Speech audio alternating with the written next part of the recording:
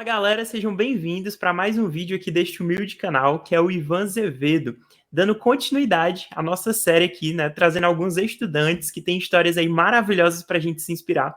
Hoje eu consegui trazer um cara que me inspira muito, é um ex-aluno meu, que é o Paulo, e eu já vou adicionar ele aqui à nossa tela.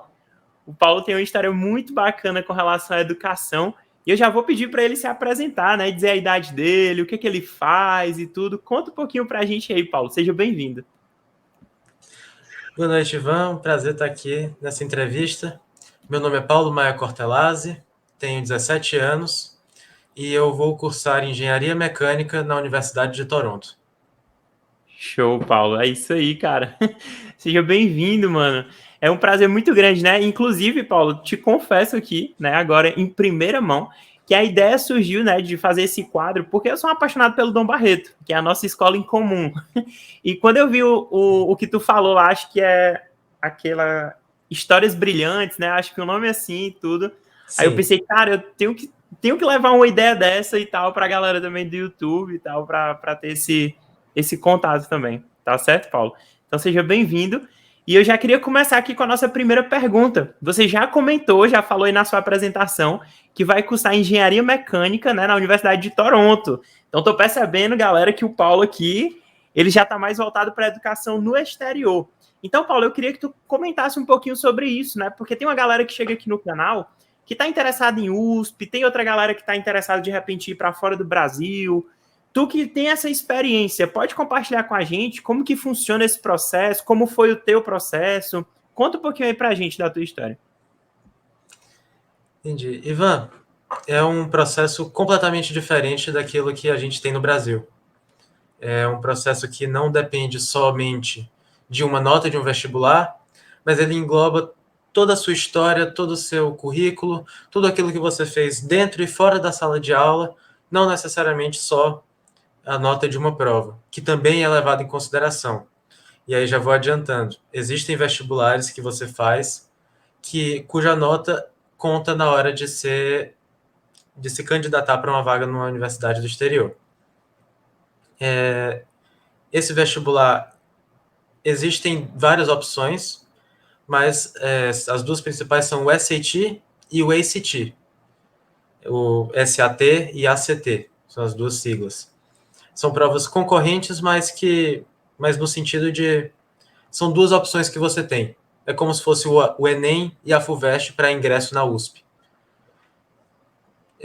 São provas que levam em consideração seu conhecimento de principalmente inglês e matemática e análise de gráfico, raciocínio lógico, tudo isso é levado em consideração. Não são tantos conteúdos, é uma prova que ela vai mais estudar para o seu básico, ela cobra mais o seu ensino de base, não aprofunda muito. Também fiz provas de proficiência em inglês, uma que no meu caso foi o TOEFL, mas existe também o IELTS, são o mesmo caso de SAT e ACT, e é uma prova que mede sua proficiência na leitura, na escuta, na fala e na escrita em inglês. São notas que você precisa apresentar e que são a sua carta de apresentação, digamos assim, para a universidade. Porque no fundo, o que mais vai ser considerado, e foi uma coisa que eu tive que trabalhar ao longo dos anos, são as atividades extracurriculares, aquilo que você faz não só dentro, mas também fora da sala de aula, a história que você constrói. Tudo isso aí as universidades do exterior querem saber e levam em consideração na hora de lhe aceitar ou não na universidade deles. Pronto, Paulo. Cara, deu uma clareada muito boa. E aí tu falou um pouquinho sobre esses dois exames que existem. Vamos supor, eu sou um aluno, sou um estudante, estou lá na minha escola, e agora eu queria fazer uma dessas provas. Como que eu faço? Eu boto tem um site, um lugar que eu vou? Como que funciona esse processo? Existem sites, sim. A inscrição você faz pelo site da respectiva prova. O SAT ele é aplicado, vou falar da minha experiência. O SAT é aplicado pelo College Board, que é um site onde você faz não só a inscrição para a prova, como também você envia a nota da sua prova para as universidades. É um preçozinho um pouquinho salgado, porque em dólar não é tão acessível, mas caso você se prepare bem, consiga fazer em uma prova só a nota que você quer, acaba sendo uma grande vantagem na hora de fazer a aplicação. E o TOEFL é feito pelo site da ETS. Você faz lá o cadastro e mesmo processo, do mesmo jeito do SAT, você também lá recebe sua nota e envia para as universidades. Ah, entendi. Show, Paulo. Cara, parabéns, né, de já. Eu vi lá a tua história e eu queria até pedir para tu compartilhar com a gente, né? Falou que vai cursar lá na Universidade de Toronto, mas fala um pouquinho também sobre outras universidades que você passou. Cara, eu sou um fã teu, então eu pesquisei muito da tua história, viu? Eu vi esse vídeo e tudo. Então conta um pouquinho. Eu sei que tu já contou lá no vídeo, né? Mas conta pra galera que tá vendo agora. Como foi esse teu processo de decisão, né? Eu sei que você passou em muitas universidades aí de fora. Conta um pouquinho também sobre esse processo aí pra gente, Paulo. Com certeza. Eu tive a felicidade de passar em 8 universidades do exterior e também passei em 2 universidades aqui no Brasil, a USP e a Unicamp. Mas o meu processo de decisão, foi uma escolha que eu fiz já no 9º ano do ensino fundamental, já entrando ali no ensino médio, que é mais ou menos o tempo, digamos assim, correto, porque é o equivalente ao início do high school no exterior. Eu decidi que queria ir para fora. E uma vez tendo os resultados das universidades, o meu processo de decisão ele passou pelas possibilidades que cada universidade me dava. Eu tive que fazer, ao longo de todo o processo, uma introspecção, entender meus interesses, entender o caminho que eu queria seguir e que não é um caminho que está pré-definido, que agora eu tenho todos os passos e vou seguir necessariamente por esse caminho. Não, as universidades lhe dão muita liberdade de fazer suas próprias escolhas. Mas coisas como a infraestrutura para pesquisa, o investimento em pesquisa, não adianta ter só também os laboratórios, mas também ter esse investimento, não só financeiro, como também intelectual. O cuidado com o estudante, saúde mental é uma coisa que precisa ser mais valorizada e que as universidades lá de fora estão um passo à frente em relação às nossas nesse quesito. O cuidado que eles tinham com não só o meu conforto dentro da universidade, como também o meu conforto acadêmico. Tudo isso daí eu levei em consideração na hora de escolher minha universidade e também optei pela Universidade de Toronto porque nela eu vi um diferencial, não só essa preocupação com o aluno, não só o investimento em pesquisa, mas também a, a, a variedade de opções que eu poderia escolher na hora de ou cursar no rumo de um estágio, seguir por uma carreira mais profissional, ou na hora de escolher uma pesquisa, seguir uma carreira mais acadêmica, mais voltada para a pesquisa científica. Isso aí foi o que me fez escolher a Universidade de Toronto, que não é exclusivo a ela, mas foi uma que me chamou a atenção por ser no Canadá, um país que eu sempre sonhei em morar. Foi por isso que eu optei pela Universidade de Toronto e foi o que eu levei em consideração. Show, Paulo, parabéns. E, cara, eu imagino que o Canadá, pelo menos na época que eu estudava e a gente via aqueles índices lá de segurança, mano, a segurança do Canadá era algo surreal, né? Totalmente diferente, você andar assim. Então, realmente, uma experiência muito legal. Paulo, eu queria também te perguntar, já que você comentou, né, que tomou a sua decisão ainda no 9º ano. E tem uma galera também, como eu te falei, que chega aqui e que já está se preparando, né? Começa a se preparar aí para o vestibular. Mas de repente é aquela pessoa que está no 9º ano pensando, não, mas tá muito longe ainda, eu não preciso me preocupar e tudo.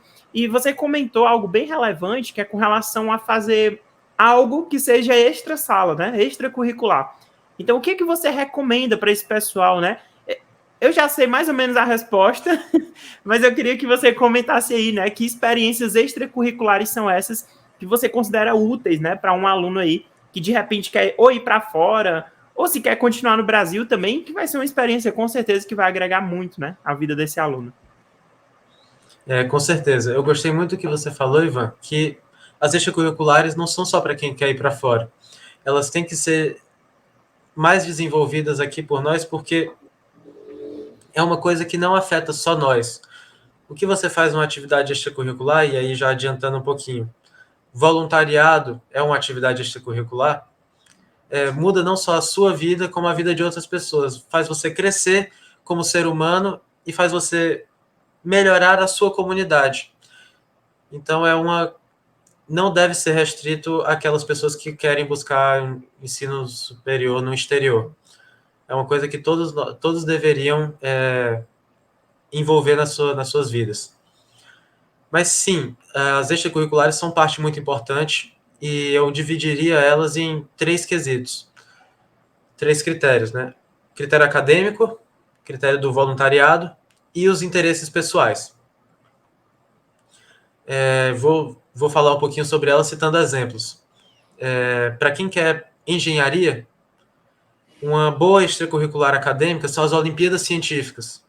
Olimpíada de Matemática, Olimpíada de Biologia, de Química, Física, Robótica.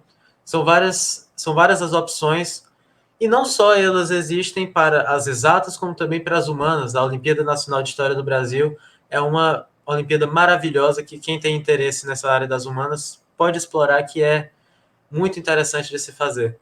Tem também a Olimpíada de Geografia, de Linguagens.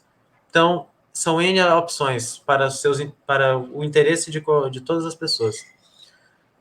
São extracurriculares acadêmicas que estão atreladas àquilo que a gente vê na escola, né? Conteúdos que vemos em sala de aula que se tornam extracurriculares porque a gente dá um passo a mais.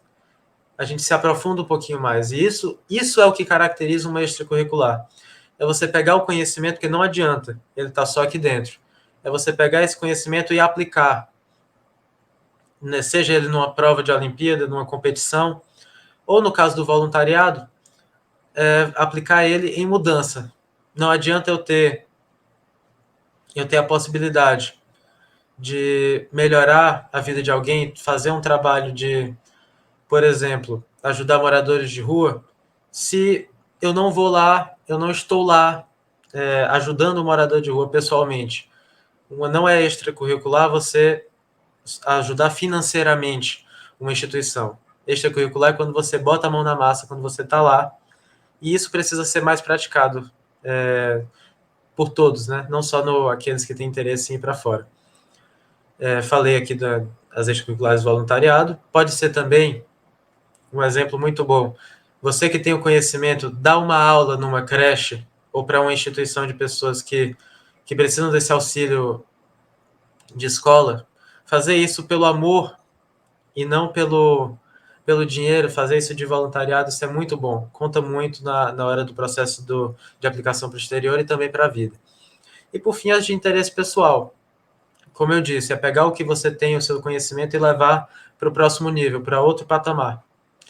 Aqueles que têm interesse na música, que têm interesse em dança, em arte, poderem fazer apresentações, poderem participar de seminários, de peças teatrais.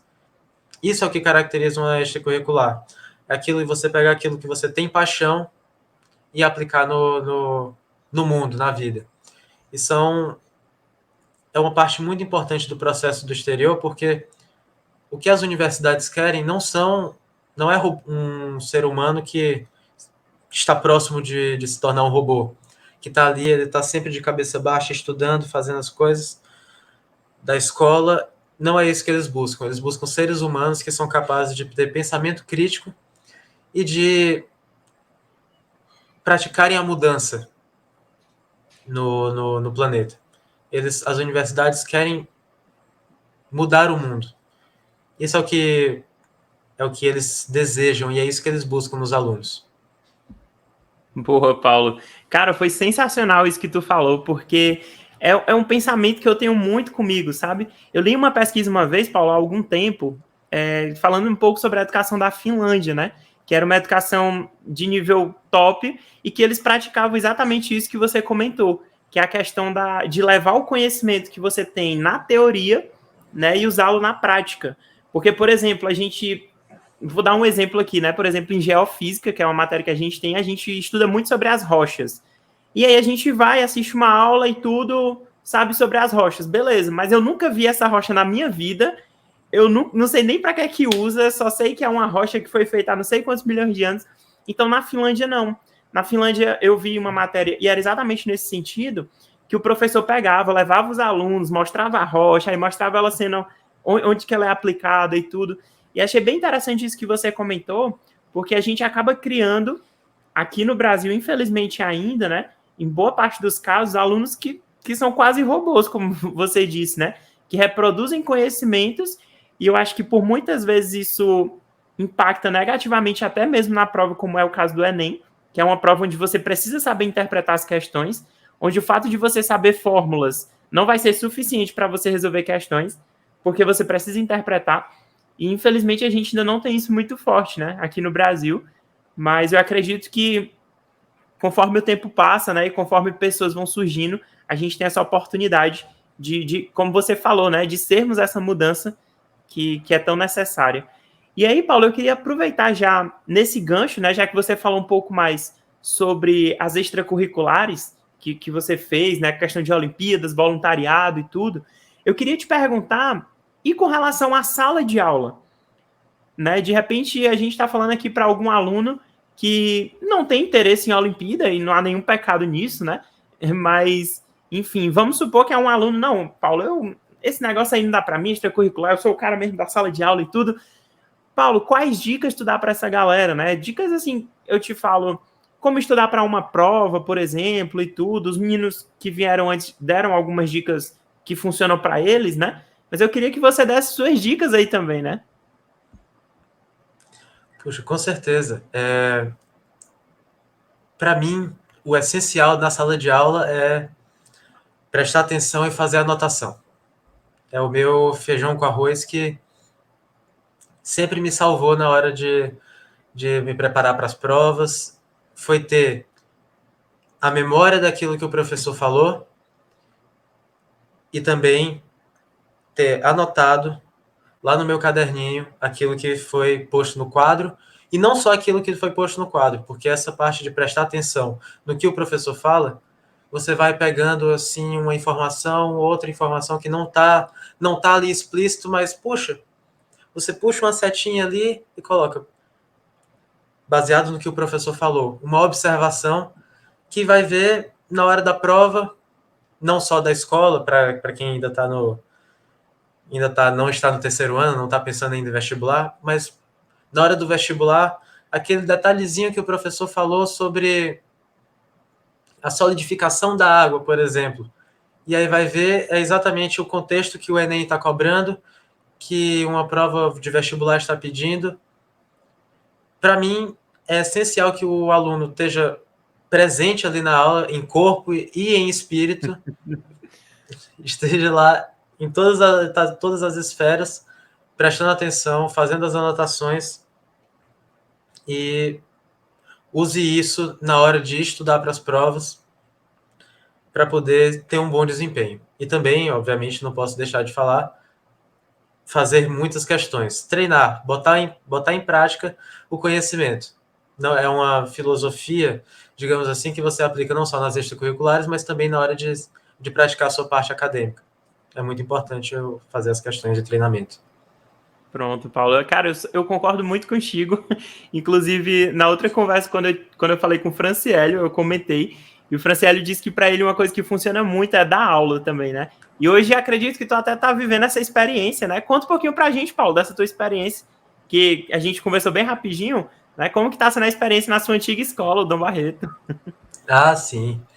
Estou agora trabalhando como monitor e é uma coisa que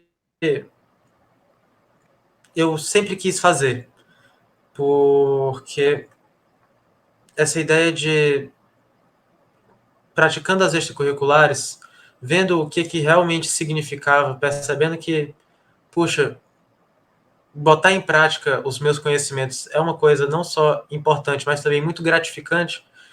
Eu sempre tive esse sonho de trabalhar como monitor, de trabalhar dando aula, trabalhar ensinando, pegando o conhecimento que eu tinha aqui e semeando em outras pessoas. Eu gosto muito da metáfora da semente. você poder plantar em uma pessoa e cultivar aquele conhecimento, aquela ideia, até que essa pessoa possa florescer e conquistar os objetivos dela. Eu tenho consciência de que o que eu sou hoje é porque eu fui muito bem semeado e cultivado por professores maravilhosos como você. E eu Obrigado, tenho Paulo. essa vontade de ser uma pessoa que vai mudar a vida de outras pessoas. Hoje tô dando aula lá no Dom Barreto, ajudando gente desde o 8º ano até o pré-vestibular. E isso é uma experiência extremamente gratificante, extremamente engrandecedora, que eu recomendo quem tiver a oportunidade quem puder ajudar nesse sentido outras pessoas, os mais novos principalmente, mas não só eles, também os mais velhos. Quem estiver buscando conhecimento, compartilhe o seu conhecimento que muda o mundo. Aí, Paulo, valeu, cara. Paulo, eu queria também te perguntar, né? A gente já vai caminhando mais um pouco para o final da nossa conversa sobre planos, né, para o futuro. Você falou que vai lá para Toronto e tudo. Eu sei que você é muito novo, né? Tem 17 anos, está entrando agora e tudo. Mas eu queria, né? No momento, claro, como você mesmo disse, a gente pode mudar. Eu mesmo mudei, né, ao longo da minha vida. Mas hoje, o Paulo de hoje, quais são seus planos para o futuro? O Paulo de hoje de 17 anos. Então, Ivan, o Paulo de hoje, ele quer desenvolver pesquisa. Eu sou apaixonado pela criação de conhecimento. Então, eu vou cursar engenharia mecânica, mas eu tenho uma ligação muito forte, familiar e também dos meus interesses com a biologia, com a medicina. E a área da biomecânica me interessa muito, é uma área que está em crescimento e que você poder aplicar os seus conhecimentos desenvolvendo mecanismos que podem salvar vidas, hoje é aquilo que me move, é a minha paixão.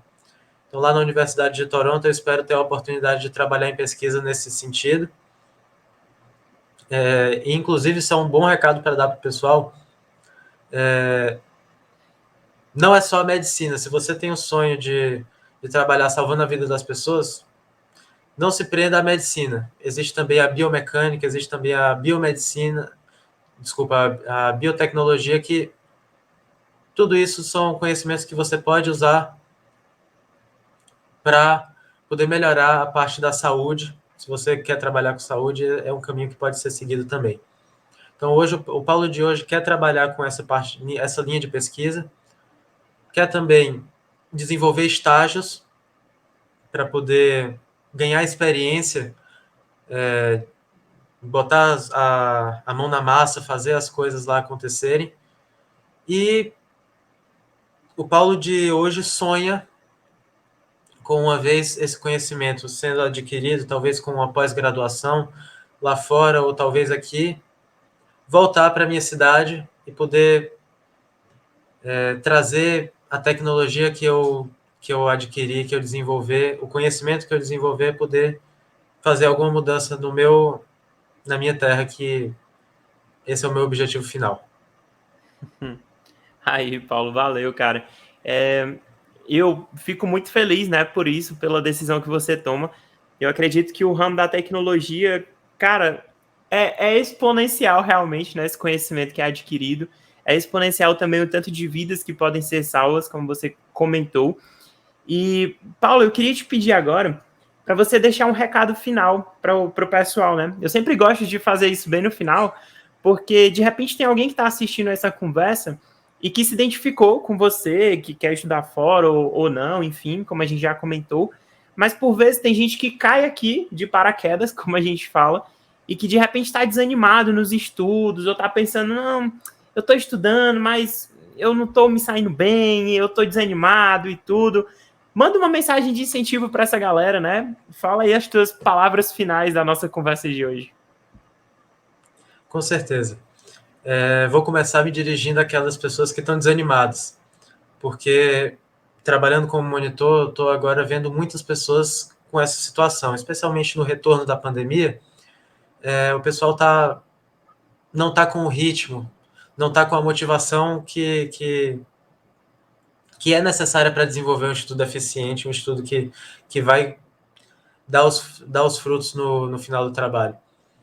Acho que a primeira coisa e mais importante é que é um processo, não é do dia para a noite.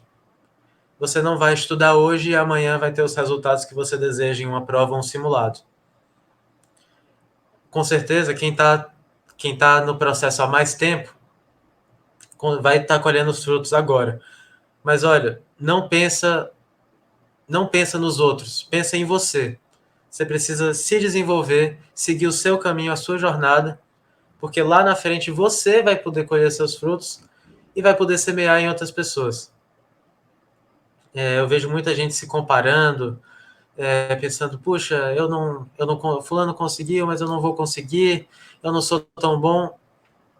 Ter esse pensamento não vai levar você a lugar nenhum. Você precisa pensar em se melhorar, pensar em se motivar para os seus estudos e aí sim, colher daqui a, por exemplo, estudando matemática, daqui a um mês e meio, 2 meses, os resultados vão estar lá, eles vão chegar.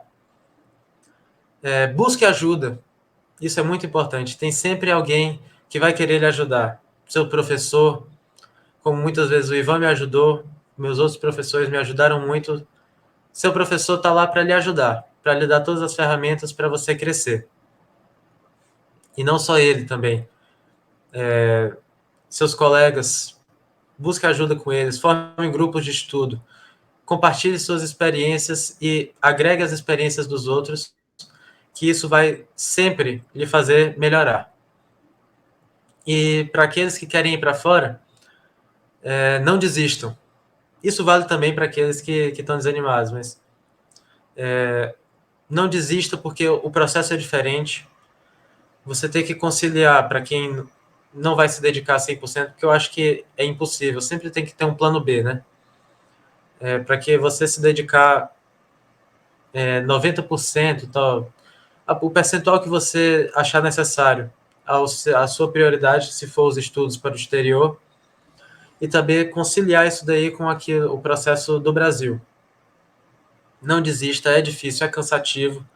Vão ter horas que você vai precisar desabafar, você vai precisar relaxar um pouquinho, mas nunca perca o foco daquilo que é o seu objetivo. Eu estou tentando ensinar isso sempre para o pessoal que eu estou monitorando agora.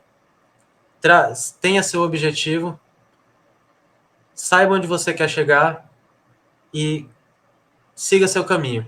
Aquilo que não for parte da sua prioridade, aquilo que for distração, elimine e siga seu caminho para o seu objetivo, com muita dedicação, muito esforço, muito foco. Isso daí é o que vai fazer você ter sucesso. É o que, graças a Deus, me fez ter sucesso.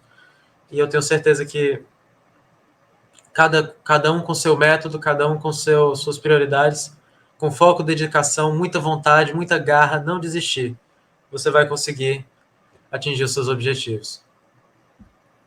Show, Paulo. Cara, essas palavras foram sensacionais, né? Eu te agradeço muito por essa conversa que a gente teve. Eu acredito que vai ajudar muitas, muitas, muitas pessoas. E, mais uma vez, né, Paulo, eu te desejo sucesso, como sempre desejei, como sempre te admirei, desde a época que fui teu professor. E fazendo só um mexanzinho aqui, né, galera, quem ainda não se inscreveu no canal, aproveita, se inscreve, curte esse vídeo, para que a entrevista aqui com o Paulo chegue a mais pessoas, né? De repente alguém aí que tá querendo ir para fora se torne até aí um amigo do Paulo lá, quem sabe na Universidade de Toronto, não é não, Paulo?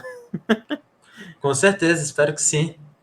Pois pronto. Gente, pois a gente vai ficando por aqui, ó. Valeu!